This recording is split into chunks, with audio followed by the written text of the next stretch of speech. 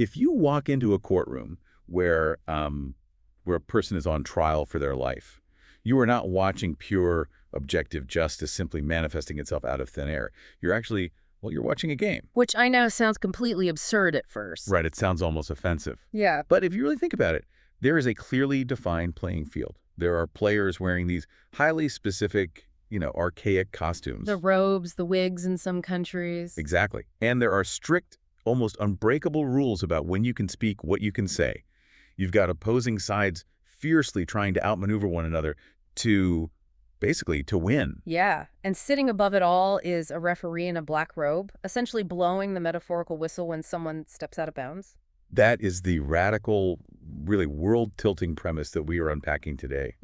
We are exploring the idea that everything we consider to be the most heavy, serious, foundational pillars of human civilization, I mean, the justice system, scientific breakthroughs, the structures of philosophy, and even, shockingly, the grim reality of war, are all actually built on a foundation of play. It's a premise that fundamentally reorganizes how you look at the entire progression of human history because, we are so conditioned to think of civilization as a process of growing up. Right, like leaving childish things behind. Exactly. We think of humanity collectively leaving the playground to go build those courthouses or establish laboratories and draft treaties. We view play as the literal opposite of serious cultural achievement. But the argument we're diving into today flips that entirely on its head, doesn't it? Oh, completely. It suggests that without the playground, without that primal instinct to engage in structured play, those courthouses and laboratories simply could never have existed in the first place. Which brings us to the core mission for this deep dive. We are unpacking Johan Huizinga's landmark work, Homo Ludens, a study of the play element in culture. And Huizinga is, well, he's widely regarded as an unrivaled historian of culture. Unrivaled is the word, yeah. Yeah. And we're going to look specifically at the massive shockwaves his thesis sent through the intellectual world, particularly through the lens of analytical commentary by major figures like Roger Caillois. And we want to take you, our listener, on this historical journey. Because if you have ever felt, a twinge of guilt for playing instead of being productive. Which we all have. Right. Or if you've ever felt the weight of modern hustle culture telling you that your hobbies are just a waste of time unless they, make you money, this deep dive is going to hand you a completely different framework for understanding human value. The stakes here are just incredibly high. The commentary surrounding Huizinga's work makes it explicitly clear that he was not just conducting some cute academic exercise about, why children like to play tag. No, not at all. He was operating at the level of the philosophy of history. He was trying to identify the very building blocks of human civilization. He was attempting to define what it means to be human at the absolute most fundamental level, right? Looking past economics, past basic survival instincts, straight into the creative engine of our species. Let's start right at that foundational level, actually, with the title itself, Homo Ludens. Translated, it means man at play. I think most of us are deeply familiar with the term Homo sapiens, which translates to man the wise or man the thinker. Right. For centuries, we've defined our entire species, our supposed superiority over the rest of the animal kingdom, by our ability to reason. We tell ourselves that logic is our defining trait. So for an unrivaled historian to come along and intentionally relabel us as Homo Ludens man at play, it feels like a direct challenge to the human ego. It is a deliberate provocation. By replacing sapiens with Ludens, Huizinga is elevating play from a frivolous secondary activity. Something you do after the hard work is done. Exactly, to the primary defining characteristic of our species. Think about the standard adult view of play. We treat it as a luxury, a decompression tactic, a way to blow off steam on a weekend. Huizinga totally rejects that. He argues that play is a fundamental element of human culture. It's not an escape from our reality. It's the exact mechanism by which we construct our reality. And the commentary we are looking at zeroes in on a very specific phrase that he uses, the instinct for play. Yeah, I caught that too. And the word instinct is doing a lot of heavy lifting there. It implies this isn't a choice. No, not at all. It isn't a hobby we just developed because we had some free time after inventing agriculture. Precisely. Calling it an instinct suggests it is biologically and socially hardwired into us, literally preceding culture itself. I mean, a beaver has an instinct to build a dam. A bird has an instinct to build a nest. Right, they don't attend academies to learn these behaviors. Exactly. And Huizinga is positing that humans have this built-in, unshakable drive to play. Culture doesn't invent play. Rather, the instinct to play bubbles up and creates culture. Okay, let's unpack this. I want to try and synthesize this for absolute beginners because it's such a massive conceptual shift. Hmm, We often use the analogy of a computer or a smartphone when talking about human software, right? sure. The usual way of thinking is that human culture is the smartphone, and play is just one of the fun little apps you download, like it's the Candy Crush you open when you're bored. Right, the non-essential stuff. But if I'm understanding Huizinga's argument correctly, based on the text, he's saying play isn't the app. Play is the operating system itself. That is a perfect way to look at it. Or maybe an even better way to frame it. Play is the grammar of human interaction. You don't always consciously think about the grammar when you speak, but it silently structures every single serious thought you articulate. And if you remove the grammar, the whole language collapses. That grammar analogy is incredibly sharp, and it aligns perfectly with the interpretation offered by Raja Kailaw in the source material. Right, the editor of Diogenes. Yes. When Kailaw reviewed this work, he noted that reading it forces this sudden, startling discovery. You realize how profoundly all human achievements are nourished by this instinct of play. Nourished. That's such an evocative word. It really is. It implies that play is the root system pulling up nutrients to feed the towering tree of civilization. Without that hidden root system of play, the dense branches of law, science, and art would just wither. They wouldn't have the structural integrity to even exist. So if play is the operating system or the underlying grammar, how exactly does it run the serious programs of our society? This is where Huizinga's argument moves from abstract philosophy to concrete history. And where it gets really startling. Yeah, the list of cultural pillars nourished by play is genuinely shocking. The commentary points out that Huizinga traces the play element directly into law, science, poetry, war, philosophy, and the arts. It is a breathtaking synthesis. And we have to break these down individually because this is the core historical journey of his thesis. Right. It is one thing for a historian to tell you that poetry and the arts are related to play. I mean, we can all grasp that intuitively. But to group war and law in the exact same category, under the exact same umbrella of play, that requires a complete deconstruction of how we view these institutions. So let's do that deconstruction right now. Let's take these fields and use them as conceptual case studies. I want to explain this to a beginner, strictly using logical extrapolation of the text. I started with law in the intro, but let's dive deeper. Okay, let's look at it. A courtroom is ostensibly the most serious, high-stakes environment on Earth. People's lives, their fortunes, their physical freedoms are entirely on the line. How does Huizinga look at that severe reality and see man at play? To see the play element in law, you really have to look past the severe consequences for a moment and examine the structural architecture of the process. What is a trial? At its absolute core, it is a highly formalized contest. Like a structured match. Exactly. You begin with a designated, physically separated space, the courtroom itself, complete with barriers separating the gallery from the floor. This functions exactly like a playing field, a pitch, or a game board. When you step into that space, the normal rules of the outside world are suspended, and the specific rules of the court take over. Right, you can't just yell out whatever you want. There are incredibly complex rules of evidence. What counts as a foul, essentially? Hearsay is a foul. Leading the witness is a foul. Precisely. You have strict rules dictating behavior, speech, and procedure. You have opposing sides who are engaged in an adversarial contest, trying to win a verdict through strategy and rhetoric. And the judge. Yes, the judge, whose role is structurally identical to a referee. They do not play the game themselves. They merely ensure the rules are adhered to by the players. And then, as you mentioned earlier, you have the costumes, the robes, the wigs in British courts, the formalized suits. It's a specialized uniform. You put on the uniform to step onto the field. And historically, this makes even more sense based on the source text. If you go back far enough, legal disputes were literally settled by trial by combat.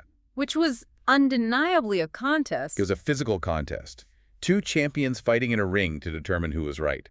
Over centuries, we just swapped out the swords for legal briefs. But the underlying structure of a contest, a game to determine truth, remained entirely intact. And that historical evolution is the exact kind of pattern Huizinga was highlighting. The seriousness of the stakes, whether a man is imprisoned or goes free, that does not negate the fact that the underlying structure used to make that decision is essentially a game. Wow. The human drive to resolve conflict through a structured, rule-bound contest is a direct evolution of the biological instinct for play. Okay, that makes an uncomfortable amount of sense once you see it. Let's move to the next pillar. Science. This is a great one. When I think of science, I think of cold, hard facts. I think of laboratory coats, rigorous peer review, spreadsheets of data, microscopes. It feels like the antithesis of playful spontaneity. It feels that way because we only look at the final, polished result of science, right? The published paper or the textbook fact. But what is the actual process of scientific experimentation? Tinkering. It is the highest, most rigorous form of tinkering.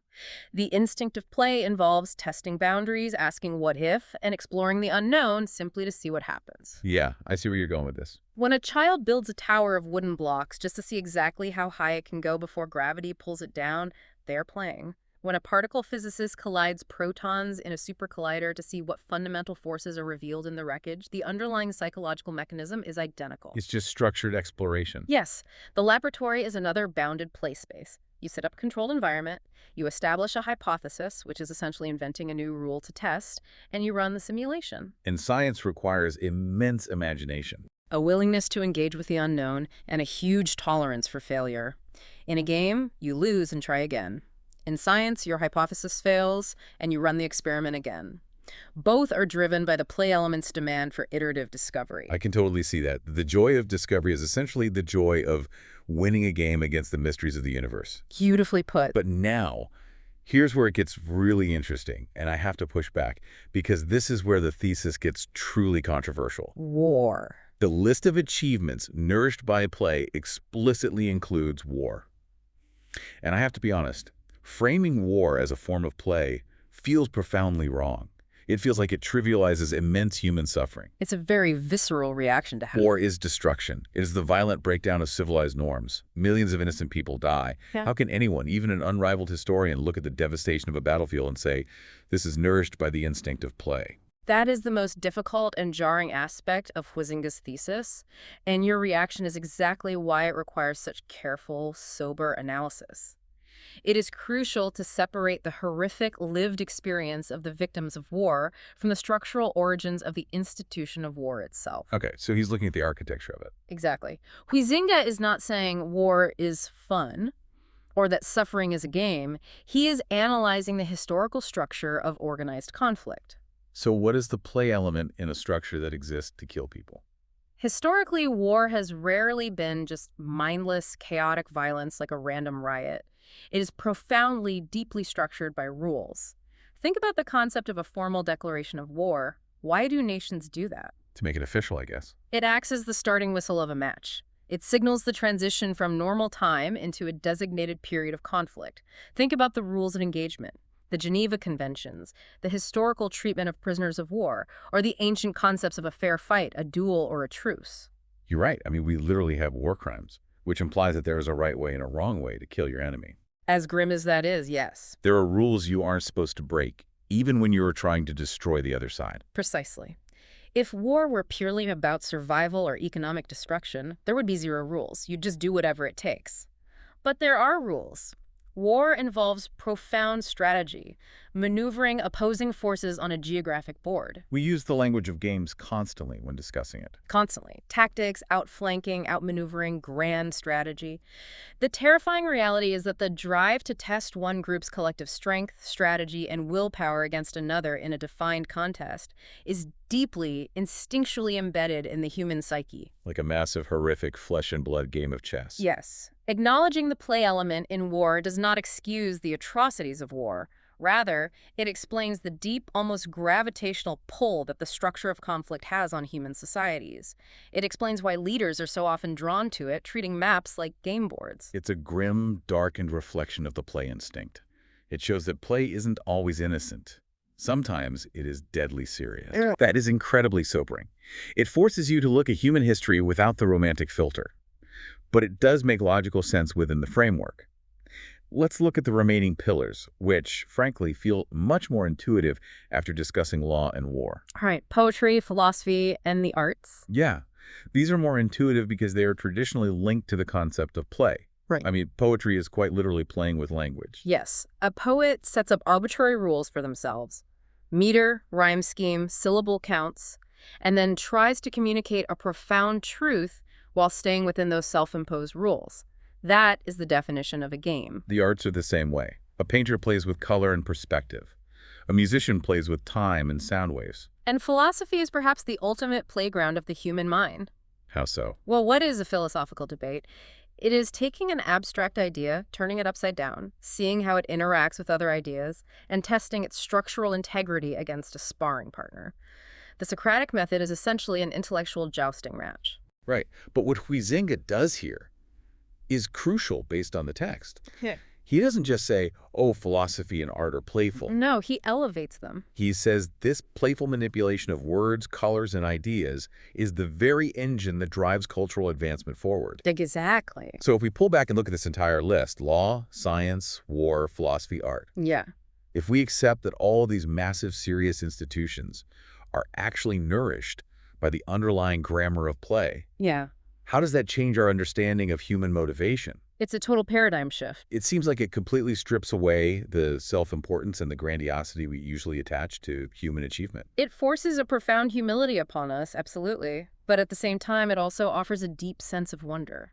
It suggests that our greatest, most complex achievements are not the result of grim, joyless, utilitarian grinding. We didn't build civilizations purely because we needed to survive the winter. Right. We built them because we are driven to create, to structure, to test limits, and to compete. We build because we are driven to play.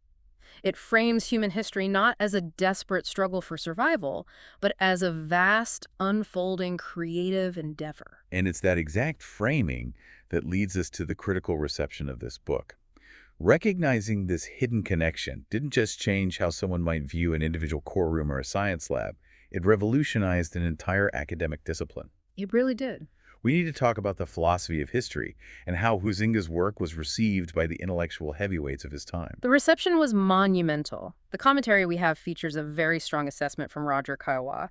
And Kiowa was a formidable intellectual in his own right, serving as the editor of Diogenes. Which was a highly respected international journal for philosophy and humanistic studies. Yes. Kiowa's evaluation of Huizinga's work is unequivocal and, frankly, stunning. His quote in the source material is massive. Kiowa calls Homo Ludens the most important work in the philosophy of history in our century. And to fully grasp the weight of that compliment, it is worth pausing to explain to our listeners what the philosophy of history actually entails for a beginner. Yeah, let's break that down. When most people think of history, they think of the standard academic subject, memorizing names, dates, and the outcomes of battles. Standard history tells you what happened. The who, what, and where. Right. The philosophy of history operates on a much higher, more abstract level. It tries to understand why it happened. It looks for the overarching meaning, the hidden patterns, and the fundamental drivers that dictate human events over the course of millennia. So standard history is knowing that the Roman Empire fell in 476 AD because of invasions and economic collapse. The philosophy of history is asking, what does the cyclical rise and fall of empires tell us about the fundamental nature of human ambition and societal decay? Exactly. And Kailaw is asserting that by identifying the instinct for play as the fundamental underlying driver of culture, Huizinga provided the single most important key to unlocking those historical patterns for the entire century. He praises Huizinga for possessing a sharp and powerful intelligence. But Kailaw doesn't stop at praising the idea itself. He specifically highlights Huizinga's rare gift of expression and exposition. Now, I found that detail fascinating. It made me wonder, why does a historian need to be a great communicator to change minds? That's a great question. I mean, if your data is sound and the facts are the facts, shouldn't that be enough to convince other academics? But then I realized, if you are going to walk into a room full of intensely serious, prestige-driven academics and try to convince them that their life's work, whether it's studying the nuances of constitutional law or the tragedy of global warfare, is actually a manifestation of play, you cannot just drop a spreadsheet of facts on the table. No, they'd laugh you out of the room.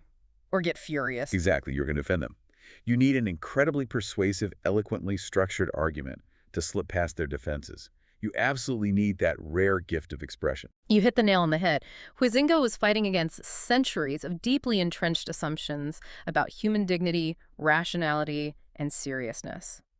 Academics want to believe that humanity is driven by pure reason. Sure. To dismantle those assumptions without instantly alienating your audience requires exposition that is not just logically sound, but rhetorically masterful.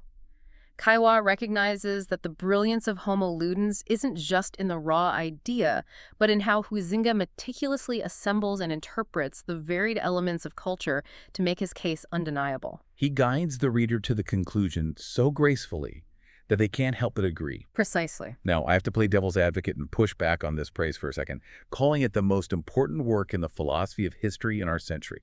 That is a massive, audacious claim. It is a bold statement. Think about the 20th century. You have Marxism, you have massive leaps in psychological theory, you have existentialism.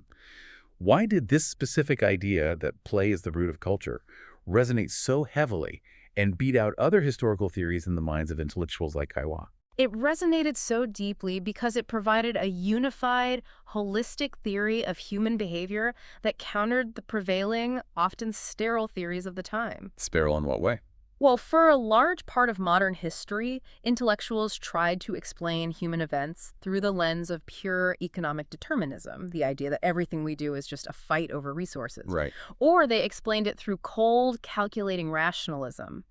And while economics and logic are undeniably factors, they fail to explain the whole human picture. Yeah, economic determinism doesn't explain why a civilization spends decades carving intricate, beautiful statues just to put them on top of a cathedral where no one can easily see them. Exactly. Pure logic doesn't explain the passionate, deeply irrational rules of honor in a duel. Economic and rational theories leave out the beauty, the irrationality, the passion, and the creativity of humanity. Huizinga's theory of play provided a framework that could encompass all of human activity. It tied it all together. Yes. It explained the rational structures of law, the beautiful structures of poetry, and the terrible structures of war, all springing from the same human well. It was the missing piece of the puzzle that made the whole picture make sense. Which brings us perfectly to the intellectual domino effect this book triggered. The commentary doesn't just give us Kaiwa's glowing opinion. It explicitly lists the monumental thinkers who were influenced by this paradigm shift. This is where we see the real-world impact of the book. Right. The source explicitly states that Huizinga prepared the ground for the interpretation of history as developed by Toynbee, Sorokin, Alfred Weber, Gabriel Marcel, and Even. And then the text trails off, implying a much longer lineage. And this is a compelling historical narrative in its own right. We have to understand the timeline here. Huizinga wasn't just writing in a vacuum, tossing a book into the void. He was actively laying the foundation for a whole new way of interpreting the world. These were the heavyweights of the era. Absolute heavyweights. Arnold Toynbee wrote massively influential volumes on the rise and fall of civilizations. Pitirim Sorokin was a foundational sociologist studying cultural dynamics. Gabriel Marcel was a leading philosopher of human existence. I am struck by the metaphor used in the commentary. Preparing the ground. It's very descriptive. It's such a vivid, tactile image. It implies that before Huizinga, the soil of historical philosophy was too hard, too rigid, too baked by cold rationalism to grow certain types of ideas. Right. Without him tilling that soil and planting the seed of the play element, the complex, highly nuanced interpretations of history developed by people like Toynbee or Sorokin couldn't have fully taken root. That is precisely how intellectual history functions. By establishing that human culture arises in and as play, Huizinga fundamentally shifted the bedrock. Give me an example of how that would work in practice. Well, let's say you are Arnold Toynbee, and you are trying to construct a massive theory about why a great civilization suddenly loses its creative spark, stagnates, and begins to decay. Thanks to Huizinga, you now have a new diagnostic lens. You can ask, did this civilization lose its instinct for play? Did their institutions, their laws, their sciences, their arts become too rigid, too dogmatic, and too disconnected from that primal creative energy that built them in the first place? That right there is such a powerful takeaway for you listening to this deep dive right now. It is a masterclass in how ideas actually evolve. You don't always have to build the entire house yourself to change the world. Sometimes you just need to pour a new foundation. Exactly. Sometimes just shifting the foundation, like redefining human nature as fundamentally playful rather than purely rational or purely economic, is enough to alter the course of academic thought for generations. Huizinga prepared the ground, and a whole generation of brilliant minds built castles on it. And that realization brings us to the profound relevance of Huizinga's thesis in our lives today. We've looked at the history, but if we truly synthesize the assertion that play is the fundamental fuel for serious achievements like science, law, and philosophy, well, we are forced to cast a very critical eye on how we are currently operating in the modern world. We really are, because if you look around, we are operating in stark, almost hostile contrast to Huizinga's worldview. Let's examine current industry standards and societal norms. We live in the era of peak hustle culture. We absolutely do. The standard corporate ethos, and increasingly our educational systems, strictly wall off work and production from play and leisure. They're treated as mutually exclusive states of being.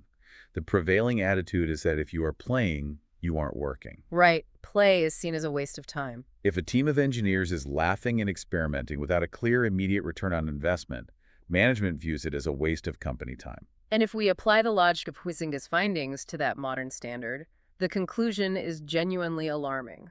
Well, if the highest achievements of civilization are genuinely nourished by the instinct of play, then systematically stripping play out of our modern workspaces, our schools, and our research institutions is essentially starving them of their foundational fuel. Now, We are demanding the brilliant fruits of civilization while actively chopping an axe at the root system. that is a phenomenal way to visualize it. If play is the operating system or the underlying grammar, hustle culture is basically trying to run all the most demanding apps while forcefully deleting the OS to save memory. That's exactly what it's doing. It might look incredibly efficient on a spreadsheet for a fiscal quarter, but eventually the entire system is going to crash. It is the trap of hyper-efficiency. When we force scientists in academia or the pharmaceutical industry to only pursue research that has immediate guaranteed commercial applications, we remove the unstructured, playful tinkering that historically leads to true world-changing breakthroughs. Right. I mean, think about Alexander Fleming. He didn't discover penicillin because he was adhering to a rigid corporate timeline. No, he discovered it through a messy, somewhat playful observation of an anomaly in his lab. He left a petri dish out by mistake and just got curious about the mold growing on it. Exactly. And when our education system becomes entirely focused on rote memorization to pass standardized tests, we crush the playful curiosity that actually fosters deep learning and the ability to think philosophically. The modern, rigid separation of work and play is, historically speaking, a total anomaly. It is not how humans are designed to operate. So if we look ahead, what does this all mean for the future? If we take this philosophy seriously, and we realize that our current societal model has strayed perilously far from this fundamental truth about human nature, how might Huizinga's ideas predict or even change future trends? I believe we will eventually see a necessary, perhaps forced, correction.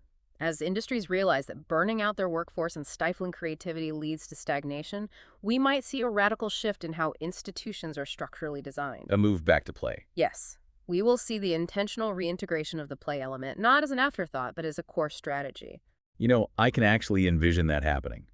I predict that in the near future, whether it's in high-level tech development, advanced scientific research, or even the design of new legal and political frameworks, we will see things like gamification, open-ended experimentation, and unstructured collaborative time being treated completely differently. They won't just be viewed as a fun perk to put on a recruitment brochure. Right, not just a ping pong table in the break room. They will be instituted as a rigorous, fiercely protected, absolutely necessary method for achieving breakthroughs. The most successful organizations of the future won't be the ones that grind their employees the hardest. They will be the ones that figure out how to structurally harness the primal instinct of play. It requires embracing a paradox that Huizinga uncovered almost a century ago.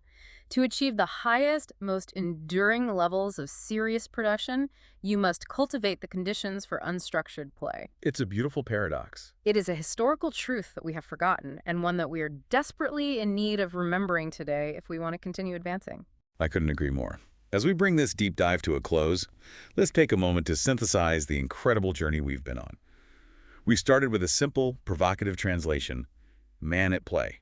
Homo Ludens. Right. And through the sharp exposition of Johan Huizinga, validated by the powerful commentary of intellectuals like Roger Caillois and the lineage of the 20th century's greatest thinkers, we discovered a hidden reality. A hidden root system. We learned how the primal instinct to play is actually the hidden engine driving law, science, war, and the arts.